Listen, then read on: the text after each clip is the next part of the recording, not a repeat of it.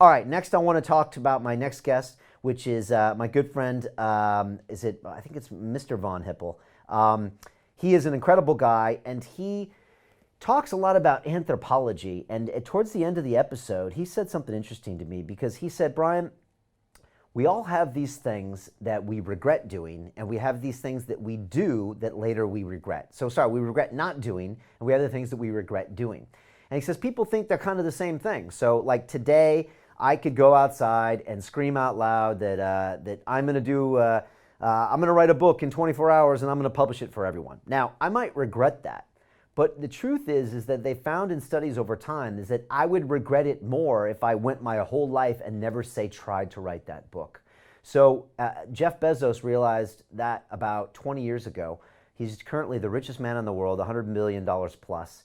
He was working in Wall Street for a company called D.E. Shaw, and he said, you know what? I want to start my regret minimization hypothesis. If I don't take this thing called the internet and try to build a business around it, I will regret the rest of my life that I didn't take the chance.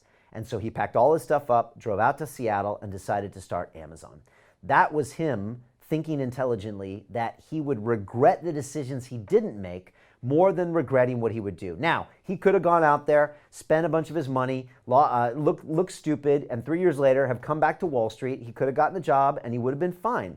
That was the downside for him. Or he could have never done it. Now, I guarantee if he was still at D.E. Shaw right now, he would be looking at himself, and he'd be looking at the equivalent of Bezos thinking, why didn't I do that? And that would bother him even more. So the point here is this.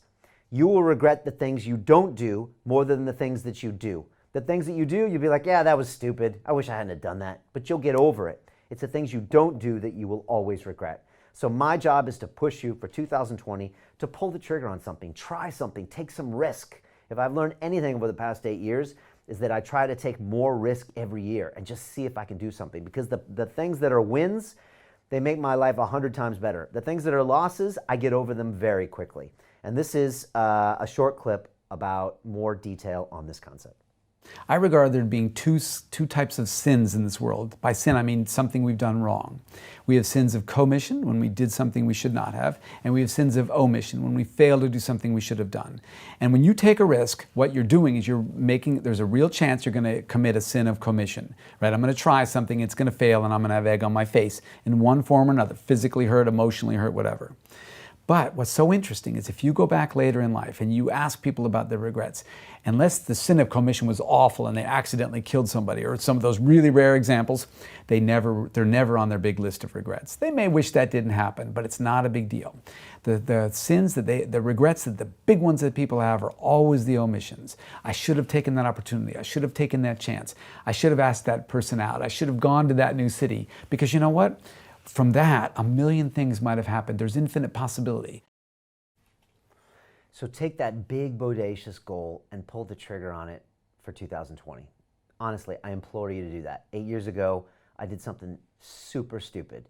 I decided to start London Real. Everyone thought I was an idiot. Nobody supported me. Everyone said, why does anyone care what you think, Brian? I mean, seriously, it was like, you have no idea how stupid it was at the time. But it completely changed my life, and it became this amazing thing where I get to hang out with people like Wim Hof yesterday. So where is your London Real? What is that thing that you're scared to do? But you know if you don't do it, you'll be telling your grandkids when you're dying on your deathbed, I should have done that. That's what I want you to think about, and that's what I think William von Hippel was really talking about. At London Real, we believe that individual transformation can change the world. Join us and start your journey today.